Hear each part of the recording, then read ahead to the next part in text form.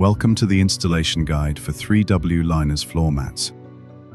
Before installation, remove any protective film and clear away dirt or debris from the factory carpet surface. Next, place the driver's side floor mat into position. Slide the mat into the footwell and align it with the contours of the vehicle floor. Once it is properly seated, line up the retention clip with the factory mounting point and press down firmly to secure the mat.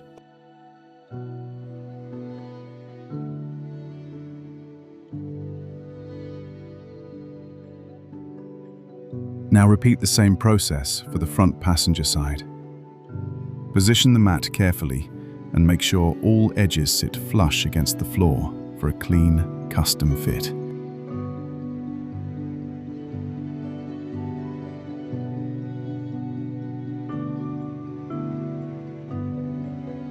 If you notice the edges of your floor mat starting to warp or curl up, there's a quick and easy fix.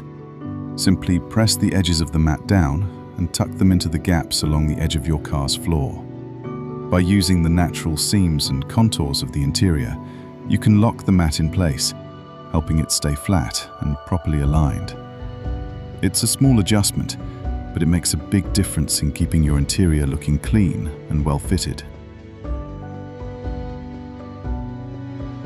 Install the rear floor mat by placing it behind the front seats and adjusting it into position.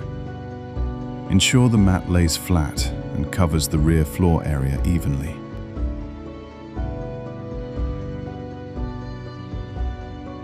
Finally, place the mat into the trunk.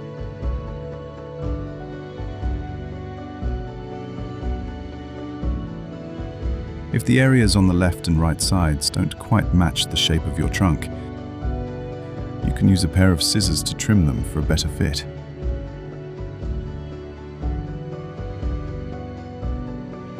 That's it. Your 3W liners floor mats are now fully installed and ready to protect your Kia Sportage. Thank you for watching.